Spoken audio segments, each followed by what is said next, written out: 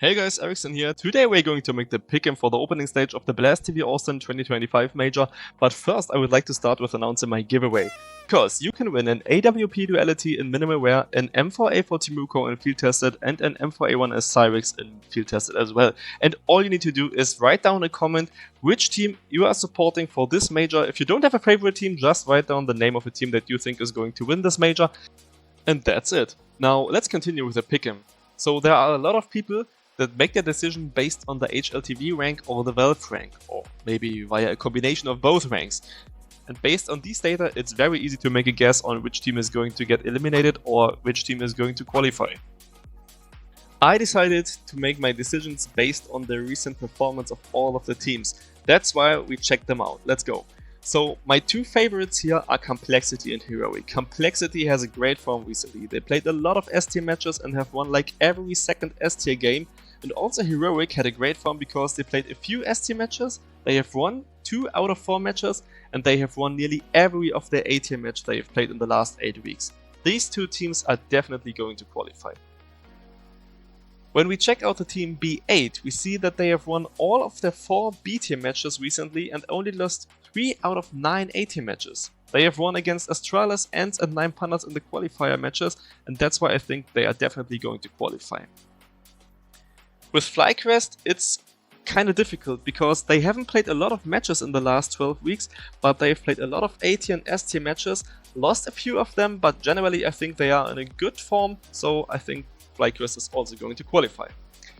When we check out Tyloo, they had a great form recently, so they have lost only 3 out of their last 25 matches since April 5th, and that's why I definitely think Tyloo is going to qualify as well. And the same applies to Linvision. Linvision has a great form, they won a lot of B-tier matches recently and also won 3 out of 5 A-tier matches. And I think with a little bit of luck, they could be able to qualify for the next stage. When we check out NRG, it's also kinda difficult, so they have won a lot of their last B and C tier matches, but they haven't played any A tier matches at all and also only played 2 S tier matches, and these 2 S tier matches were clearly lost. So because of this, I would say NRG is not going to qualify for the next stage. When it comes to Wildcard, it's also kinda difficult because they have only played 5 games in the last 4 weeks, they won only 1 of 6 S tier matches they recently played and also lost a few of their A tier and B tier matches. But when we check out the last 6 months of this team, they have played a lot of A tier and S tier matches, and that's why I think they are more trained when it comes to high quality gameplay, and that's why I think Wildcard is going to qualify as well. When we check out Bedboom, it's also kinda difficult, so they won a lot of the last A tier matches but lost 5 out of 6 games in the last 4 weeks. That's why I think they are also not in a good form and therefore they are not going to qualify. When we check out Legacy, it's kinda crazy because Legacy won nearly every of their last 10 B tier matches, they had only 1 loss and they also played a few S tier matches. And here it's kinda interesting because they lost most of these S tier matches, but they have won a decent amount of rounds, and that's why I think Legacy could be able to qualify as well. Now let's check out the Jingus Varios. They have kinda mixed results, so recently they lost a few of their A tier and B tier matches, they have won only 3 of their last 8 matches, and the big problem here is that they mostly only play B tier and C tier matches, and that's why I think they are not able to qualify.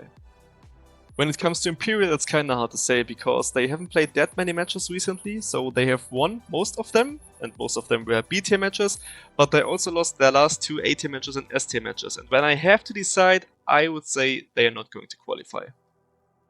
And the same applies to Nemiga Gaming, so they had very convincing wins in their last B tier matches, but they also lost 3 out of their 5 last A tier matches, and that's why I would say they are not able to qualify for the next stage. When we check out OG, it's kinda obvious that they played only B tier and C tier matches recently, they lost 8 of the last 24 matches, and I think this form is not good enough to qualify for the next stage. Fluxo is one of the 2 teams that I think is going to be eliminated with 3 losses because they only played B tier matches recently, they have lost 8 of their last 24 matches, and they only played 5 matches in the last 5 weeks, and that's why I think they definitely gonna get eliminated. Esports is the second team that I think is going to get eliminated with 3 losses because their recent form is so bad. They lost 13 of their last 24 matches, most of them were B tier matches, but there were also a few C tier and A tier matches, and they also lost 5 of their last 6 A tier matches as well. And because of this, I'm quite sure that Esports is going to be eliminated. And that's it for today. These are my pick'em results for the opening stage. I hope you had fun watching the video and I hope you have even more fun watching the tournament. Don't forget to take part in my giveaway and I see you in the next video. Bye!